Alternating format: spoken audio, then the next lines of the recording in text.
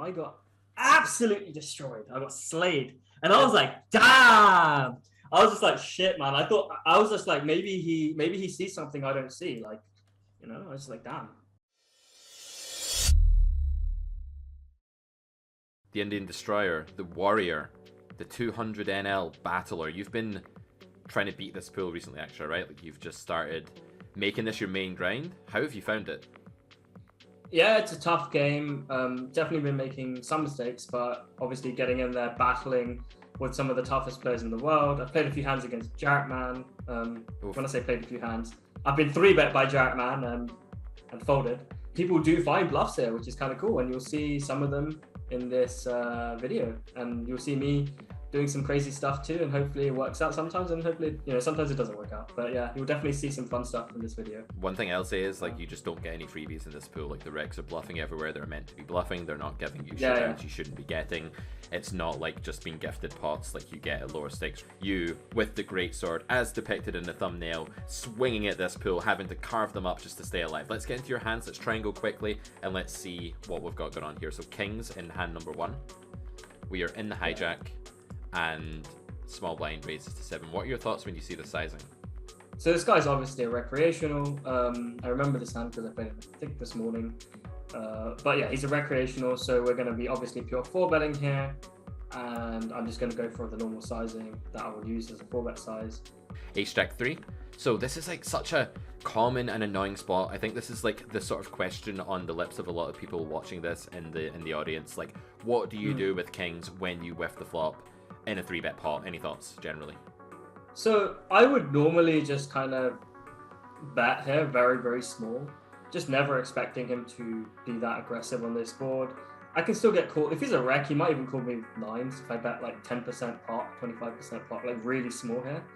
And it doesn't really like harm me that much because he's going to play quite transparently. If he puts big raises in, we just have a very easy fold. I think what people would understand here is that, like, there's an investment ceiling for a hand, and as long as you don't like go way over that later, it's not a problem. So whether you start by checking or whether you start by doing this and then check later, or even you bet like, I don't know, you bet quarter pot or third pot or whatever, it's all going to be fine as long as you sort of don't go over that investment ceiling later on. Exactly, and I think this bet accomplishes it quite a lot. I don't think he's going to have much of a folding range. If I remember this guy, he's like a 50 something, 50 bpip whale, let's say. So I don't think like I'm getting many folds here, and I'm okay with that. So yeah, we'll go to the turn, and I mean, the turn is pretty clear.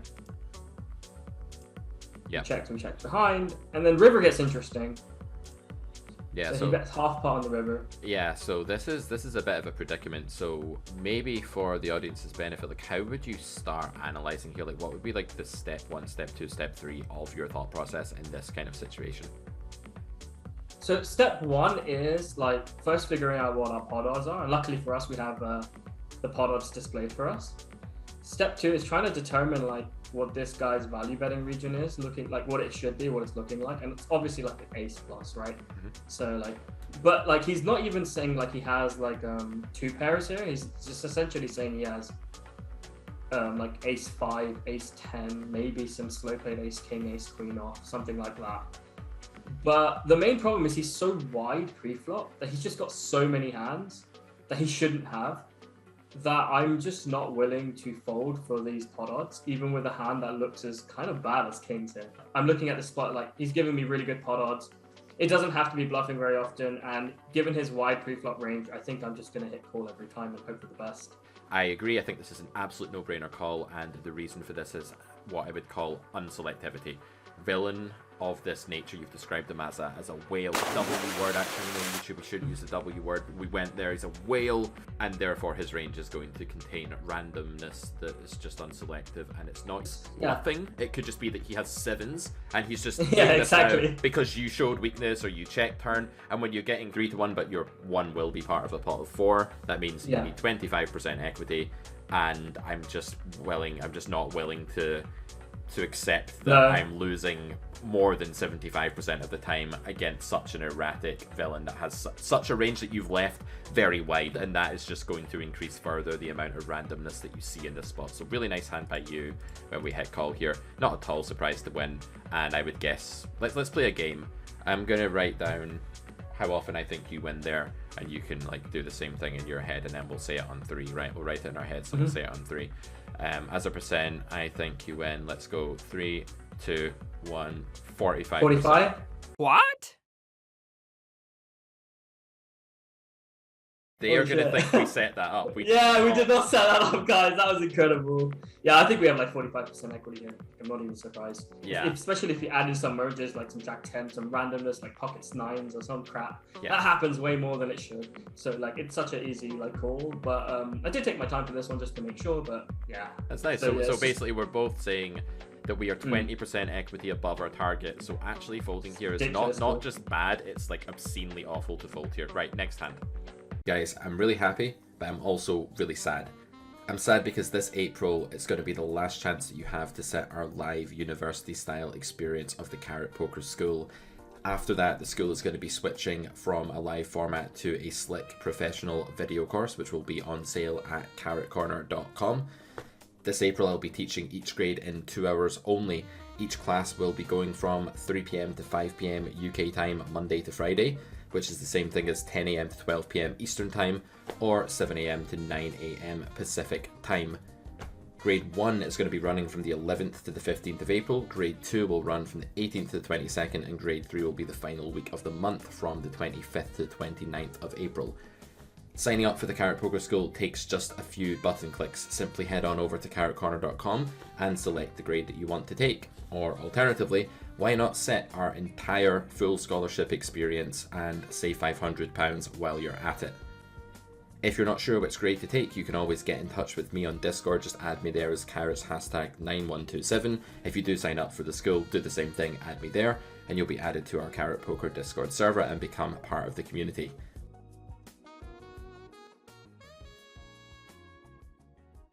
Nice. 10-7. What a start to this This is a video. fun hand. This is a fun hand. So this guy is a reg. I'm not sure how good he is, but I know he's a reg. Okay. So we'll start there. So we decide to flat in the big blind with this hand this time, which is definitely fine. 10-6-6, and we go for a check. We face a small c-bet, and we go for the little raises. So this is fine. Call is also totally fine, right? So for anyone that's like, I would never raise here, like that doesn't mean there's anything wrong with raising just because you'd never do it. So I think this play is so far so good. Anything to add? No, we have to raise quite. If we allow villain to range bet the slot, which most people might be doing, this is like a this is pretty frequent raise, I would say actually.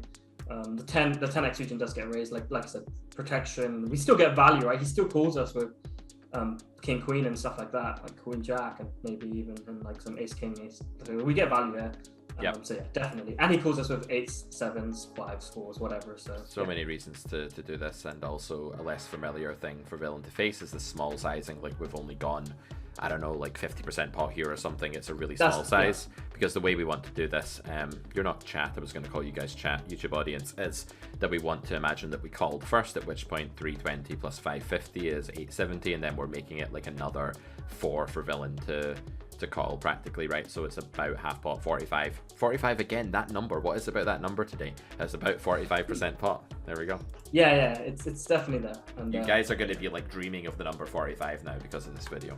9 of hearts, and we decide to check. So I am guessing that you're playing one sizing in your sort of range toolkit here, and it's a bigger one, or how are you going about this? Yeah, so now we're just gonna play probably on the 9 turn. I probably want to only play like 14 to 16 big blind kind of bet size.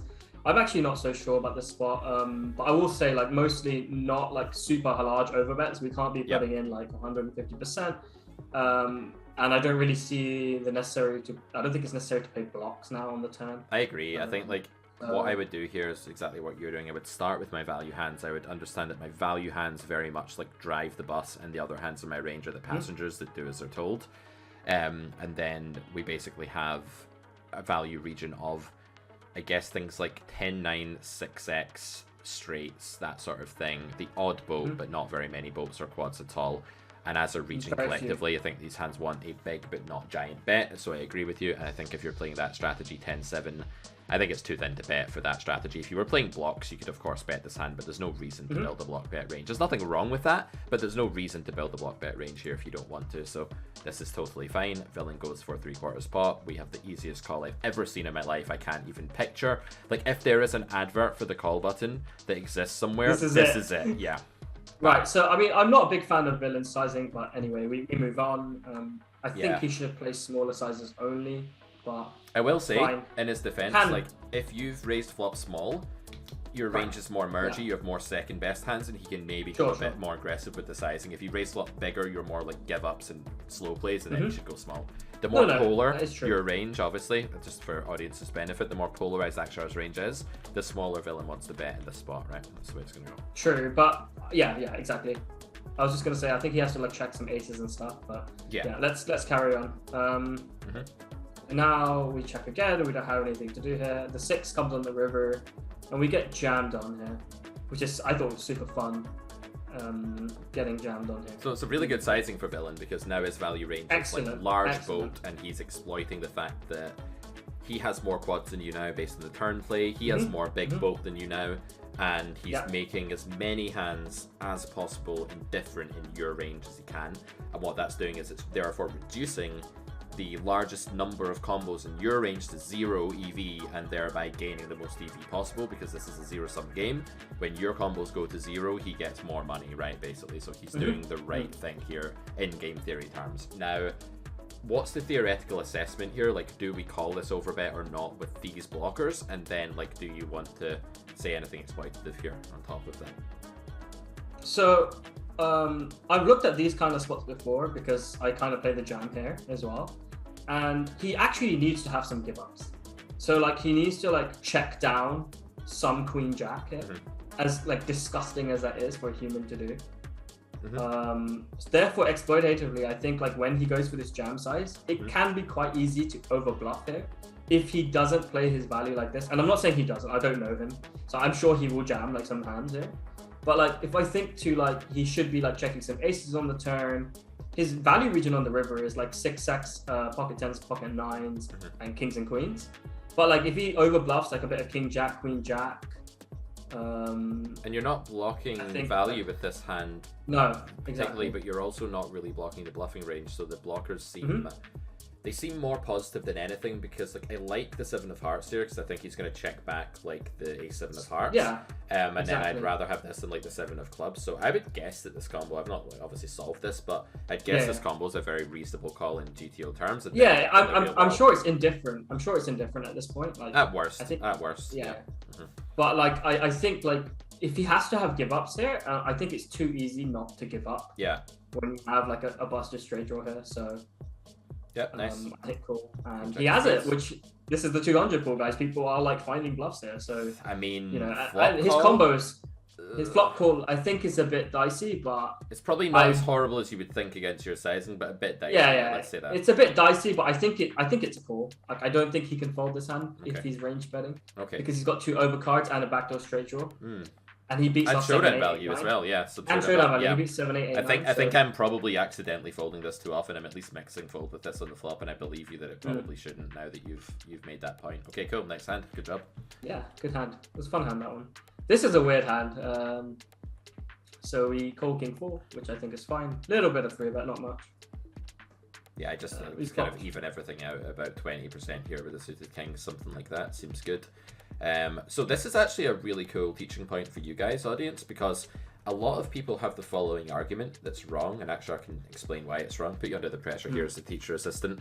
Some people say here, oh, you need to be really passive with your raising because this flop's so much better for your opponent. What do you think they're getting wrong when they say that argument? Because they're not wrong about the flop being better for your opponent, but why is it the case that we should still do a lot of raising in this spot? Well, just because we have, you know, we still have hands that we want to raise, right? It's like we're cutoff versus, first of all, we're cutoff versus big blind, but even if we're button versus big blind, we still want to raise our king X, our pocket 7s, our king 7. Like, these hands do want to get raised, right? So just because we don't have that many raises, it doesn't mean we shouldn't just raise when we want, like, with our value hands. We just have to find some bluffs. I mean, it's not that difficult to find bluffs there. Use some backdoor straight draw hands, and you'll probably reach threshold.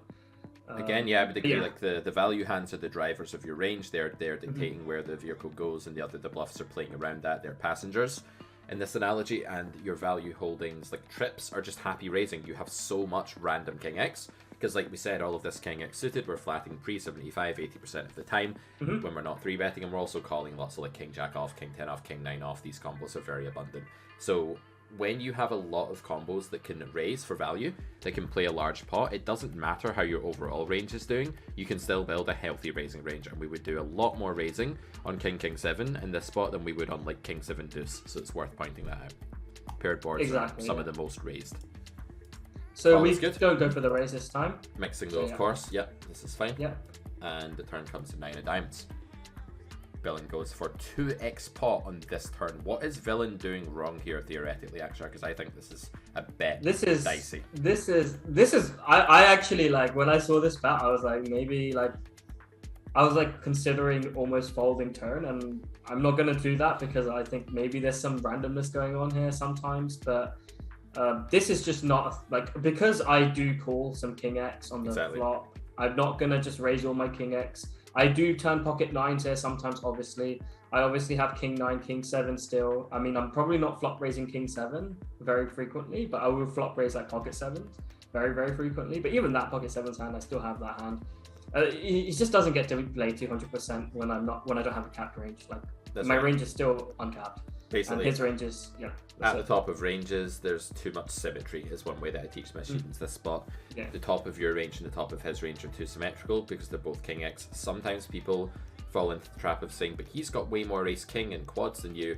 That doesn't really matter because those hands block you from having a king and therefore don't want to overbet anyway. So those don't actually give Villain license to go for this bet size here. We elect to call. The river comes the 8 of hearts and we check. Well, now I'm just like, this is either a maniac that's going to bluff me all the time, or it's a guy that has no bluffs. So basically, I am expecting to face the bet here very often, for better or for worse, and I'm kind of unhappy about it. And of course this happens, not surprising, 2x pot. Over to you. What did you think at the time? What was your emotional state at the time when you faced this, and then what did you think? Well, I first thought, like, what king X do I want to call if I ever want to call king X here? And I thought the king X that I really want to call, if I ever wanted to call king X, not that I'm going to, like, I think this is like a clear spot where I'm just going to ignore my blockers and kind of just throw in this out and call a boat. But if I wanted to call here, I'd probably want to call with like king 10. With like, I'm not sure really, to be honest. I've never faced this line. I don't think this line is a good line by Villain. Yeah. So mostly I think I'm just kind of, I was just like, I think this is one of those spots where when the river action happened, I regret my turn play, but like I know that my turn play is good. Like I don't think my turn play is like I don't think I can be going around folding trips, but like you get that natural inclination to like, oh crap. But I think this is a spot where I'm just toast. I don't think like I especially given the sizes, like I don't think, unless this guy's just randomly blowing up, I think I have to fold. I just have nothing else to say. I think in GTO terms, like you've got you do have boats here. You have hands that are better to call than this. As King X goes, I'm not actually sure what the better catchers are, because the 10 blocks straight, but I'm not actually. But it also blocks bluffs, right? I don't think a straight is actually 2x potting river anyway on this board. Like, Sure. I don't think it can. Yeah. So I'm not trying to block 10-6 or Jack 10 here, but I am blocking that's a good bluffs. point. So I would actually suspect, I could be wrong, but I would suspect that this is one of the King X you're probably meant to be motivated to call more. But I agree with you that like this line is so overwhelmingly greedy and unnecessary and not a thing by your opponent that if I had to guess, and I will guess happily, like that where this is going exploitatively, I would reckon that it's under bluffed, and I think folding here is really good. So really nice hand to get. Easy fold. You just chose all the hands you nailed today, didn't you? You just picked all the great ones. Were you? This is a selection from the last 5 days. So some hands I have not nailed. Well, this is a really weird spot. So we get a 3-bet and 2 calls come along, and so we get the 10 for 3 board, And normally, if this is heads up, I'm definitely going for a large sizing here. But because it's multi-way, I'm going to size down. And expect most people to play quite honestly here. Continue attempt, continue flush draws. And there's probably a meet in the middle, like half pot idea here as well. Like, well, first off, why would we want to size down in a multi-way pot? The idea is that there's a combined enemy unit now, not just one enemy, and therefore there's more chances of them having a nutted region. The good news is that 4s and 3s are so low, they're not 6s or 7s, that they're likely missing both hijack opens and button calls at some frequency. That said, weaker players will call these hands. So I'm actually okay betting bigger. I don't mind betting 60% pot, 50% pot on a board like this when it's the 4 and the 3. I think if the board was Jack 6-5 or Jack 7-6, I'd definitely go quarter or third. I think that would be my sort of tipping point. Sure. I think villain will still have, like, some under the gun will still have some queens here as well. I would not be surprised. So I don't. Yeah, but I agree. It's close. I think both sizes are viable. I don't think your size is bad. I just think like part of our job here is to just play an organized strategy, right? Like do something that makes sense within the context of our game. So yeah. Oh my god. Bucket, please. Yeah, I actually was like, so when this spot happened, like my brain just stopped working, and I was like, what the hell do I do? Mine is also stopped working right now, to be fair. Like, I was just like, so this guy, the guy in the middle is a reg. I'm not gonna. Well, luckily we don't have his name, so I can say whatever I want. Yeah. I don't think he's a particularly great reg, so I'm not sure what to do here. Like, I'm obviously getting insane pot odds. I think folding or shoving both have some merits. But this is the most confusing clown reg spot I've ever seen. And everyone's just playing like a clown in this hand. And I ended up calling to see what would happen. I think I can get some transparency here. That's true. I don't even know like if it's worth it, like to even invest any more money or invest in any, like when this happens, because like the other guy behind can still have me beat quite easily, have a lot of equity against me. I have to face turns and rivers in a 3-way 3-bet pot. Unless I'm planning to donk shove the turn, they're gonna see a river. Right, so I actually don't think that's a bad idea. I actually think if you did call here, you could donk shove a low turn. On a blank. If you get like a 7 turn or like a 3 turn or 4, these are the best ones. The best non-jack turns are the 3 or the 4, obviously. And I think shoving them makes a ton of sense at the SBR. I think what people need to totally understand here, and I know that you know this, Akshar, but if you're watching this and you're thinking, I don't want to stack off, I don't want to risk 100 bigs, just remember that it's actually just stack to pot ratio that matters, right? It's how much you're risking compared to what's at stake. It's not about like your overall number of big blinds. That only means something to humans. It doesn't mean anything to like robots, who are obviously excellent poker players theoretically. So we can learn from them in some respects. We shouldn't always copy them, but we can learn from them in so much as they don't respect like absolute quantities of big blind. They just respect SBR. So that's really instructive, right? Back to the question of what we should do. I have no idea. I think that like all plays look fairly close on the surface here. Calling and then shoving. I would only call if I was going to jam favorable turns in this spot, as weird as it is. The pot's just so big. I think calling and checking the turn is a horrible play. It's horrible. Like a dog shit play. So I was just going to say, the thing is, I thought about that afterwards. Yeah. So like after I reviewed this hand, I was like, maybe I should just call here, and then if I get a blank, I should just shove.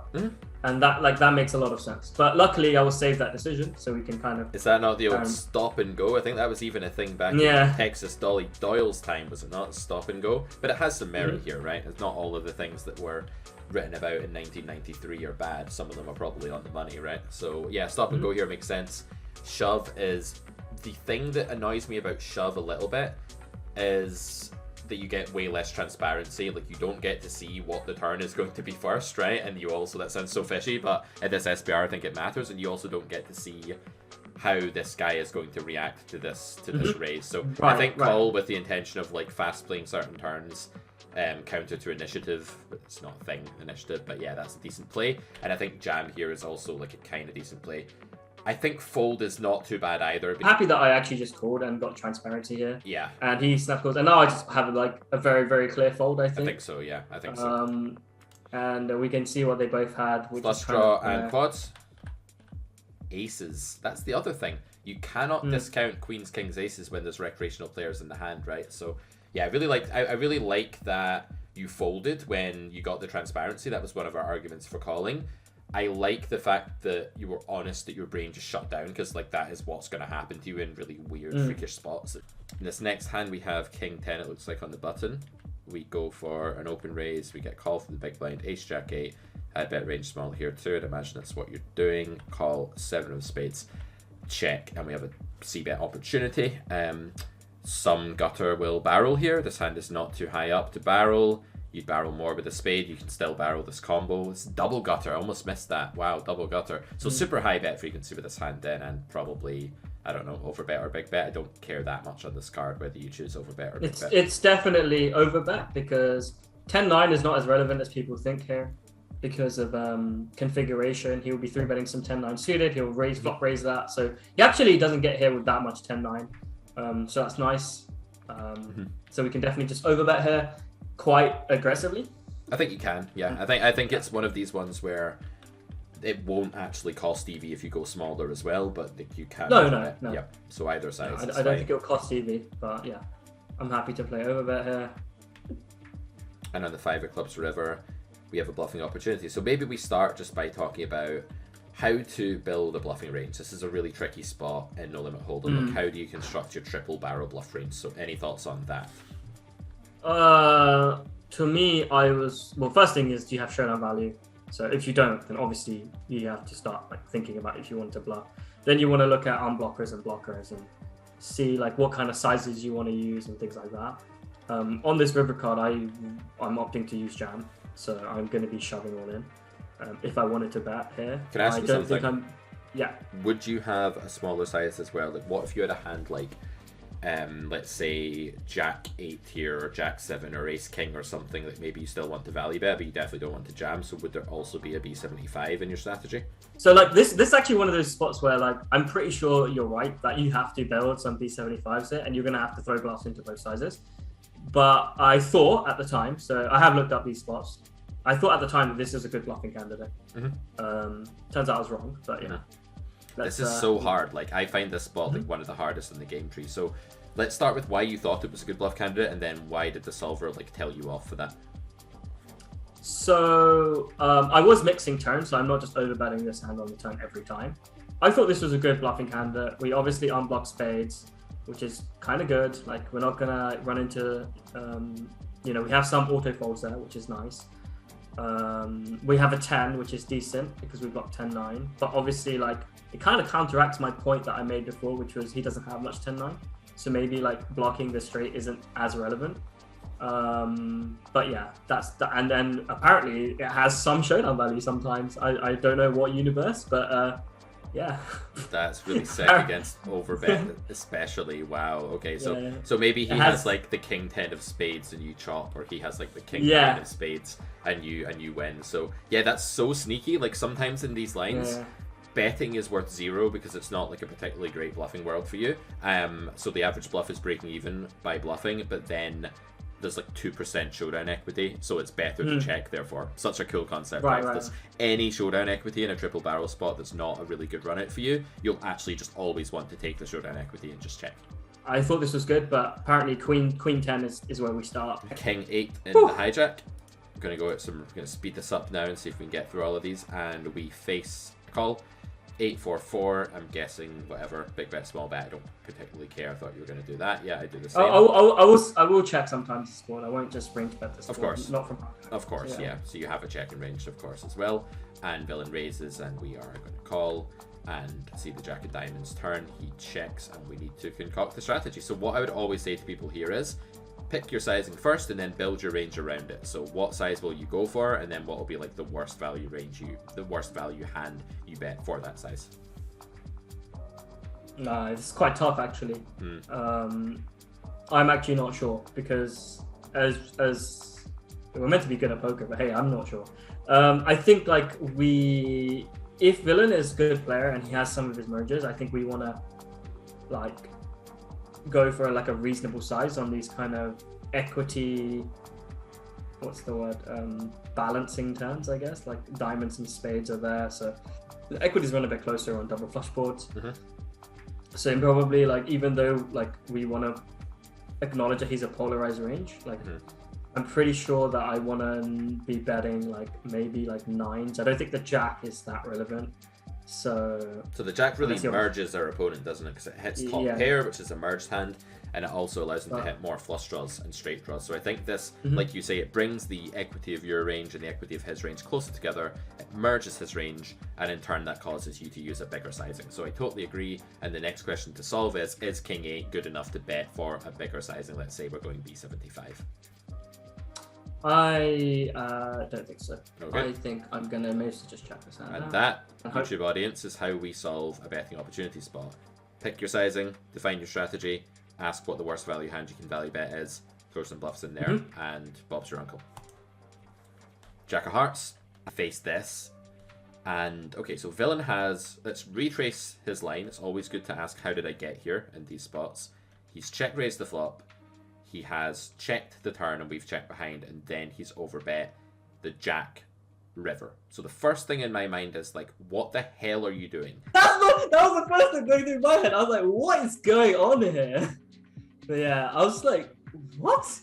It's like, so bizarre. Like, what is he? Yeah. Like, you have a bunch of jacks as well, right? You have like jack X of spades, like quite a lot here. It just feels like the only hand he can do this with for value is a jack, right? Probably. I mean, maybe a 4, but it's so unlikely that he has a 4 here. I think a 4 just bets off so often on the turn. Like, I think so, yeah. So it's kind of jack or bluff, and like combinatorically, the odds are not looking good for him in the jack or bluff ratio, right? So if we just start like, we don't even need to go into detail here. If this guy isn't highly skilled, it's so much easier, in my opinion. I don't know what you do here. I've not seen these hands. I don't know what you're thinking here, but my thought would be it's much easier to overbluff this spot than to underbluff it, just kind of combinatorically speaking. So that would be my starting point. Then we could ask, like, well, do we think people do bluff here? Do we have a reason to, like, that counteracts that? What do you think? I just thought, I mean, I was just like, I'm pretty sure it can't be that difficult to hit a bluffing frequency on this river card. Maybe they don't bluff on this jack river, but like, I thought this guy was a reg or something. He seemed reasonable, so I was like, I have a good like hand that, you know, if he slow played pocket 8s on the turn, like, you know, or maybe like he has some jack 8 there that he may raise flop sometimes. I don't know. I don't think jack 8 raises flop, but still. So I was just like, this is probably overfolded, right? Like, I'm probably gonna fold most of my like even ace highs on the river as well. So I was like, I'm gonna hit call here. Yeah, I like so, it. Yeah. I like it. And he had pocket 9s, and I got absolutely destroyed. I got slayed, and I was like, damn! I was just like, shit, man. I was just like, maybe he sees something I don't see. Like, you know, I was just like, damn. I think his play is atrocious. Like, I know, it's horrific. It's worked out. And it just worked this time because you just like happened to have, like, you have so many overpair here that just snap. Like, you don't pure bet an overpair on this turn. No, like aces are definitely getting checked a ton on this board. This is a horrific, awful play, and I think the reason this happens is that people play against a hand that, like, I put you on ace high, I'm going to try and level you, and maybe it works, who knows, maybe we just station everything and he gets us, like, maybe he owns our soul. Yeah, maybe. But theoretically, his play is, like, kind of garbage, right? So it's kind of interesting. Right. I thought it was, like, really weird, and he's wrong. I'm not going to call all my ace highs on this river. Especially if I have king 8 and 8x, I think is way better call than ace high anyway. We should also note that this green snowman actually blocks the 2 snowmen, which is like another hand that, like, isn't a jack that could maybe do this. It's like the next best hand to a jack that could maybe do this. So yeah, I really like the way you played this hand again, and WTF for this person, for sure. It's like, what? What just happened? He's probably sitting there like, I'm so fucking good at cards, bro. Like, I just owned this. So look at this. Hey Cody, look at this fucking hand. Look what I did to this guy. I just broke his dreams. Absolutely destroyed me. But it was just crazy. 10 of hearts, open, 3-bet, call, queen jack 7, check. So yeah, I'm just gonna say we don't always call this hand, so this is like a mix. Probably low frequency call actually from hijack. Raise, fine. Call, bet, fine. Yeah, again here you can ask yourself, well, what's my betting range going to look like here? It's going to be queen X, like king, queen, ace, queen. It's going to be boats, and that's really it for value. So I guess you could argue that you could go half pot here or something at this SBR and just put Yeah, more money in maybe. I'm definitely I definitely played this hand. My sizing was definitely not correct on this turn. Like I think I definitely like I revisited this hand in my own in my head and went afterwards, and I was like, I think half pot is a little bit more. Agreed. It's just better. It's the size that I want to go here. Like I want to set up stacks for river. But I know that doesn't mean anything, but like in this kind of spot, geometric probably makes sense. And yeah. I definitely agree. I don't think 1/3 is the size. So People yeah, are so like wary in our community, guys, because we basically teach them a list of banned terms, and like set up stacks is one of our banned terms, so it's ingrained in actually our soul to be like, no, I didn't mean it. Like as soon as he says that, it's just brilliant. No, but like in some sports it does make sense because we don't really like at these kind of SPRs it makes sense. Yeah, and he's got no matters to me. I think what matters to me here is that our value region is strong enough to support half pot and benefits more from it. I don't particularly care whether there's 70 or 120 left in the stack. I think it's more just about what my value region wants to do. What our value region wants to do. Yeah. Right. Call. So he calls 3. and so there is this whole phenomenon these days, which is huge. It's like, don't bluff the busted flush draw. And there's very good reason for that. The busted flush draw blocks natural folds. So villain will be folding ace-9 of hearts, he'll be folding king-10 of hearts, he'll be folding ace-10 of hearts. Absolutely every single time he'll be folding 10-9 of hearts. So on the face of it, this is a very weird hand. It's a very bad blocker hand. It blocks queen-10 of hearts, so I don't care about that. Queen-9 isn't in its range. So this is an awful bluff, right? Like theoretically this is like losing a few big blinds to bluff. So I guess we have to ask, like, is there a reason to do it anyway? So the thing is, it's not. Okay, we'll cut this part out of it. That's fine. We'll just edit this out if I'm wrong. No. Your reasons are good. It's not a great bluff. It's not a good bluff. Like it's not a great bluff, right? But my logic was here that I'm giving up king-10, so there are going to be a bunch of give ups there, right? Like I'm not just going to be bluffing everything. I start off with not much 10-9 in the first place because we're not what's the word? We're not calling it every single time out of position. Yeah. We're not raising it every single time on the flop out of position, and we're not betting it on the turn every single time as well. So like we actually get here with very, very few 10-9 of hearts. And I was thinking, well, I'm pretty sure that if I jam all in here, like even his overpairs start becoming indifferent. And I was right about that. But yes, I agree. 10-9 no hearts is way better than 10-9 hearts. But this hand still gets bluffed sometimes. So yeah. In equilibrium, this still gets bluffed, yeah.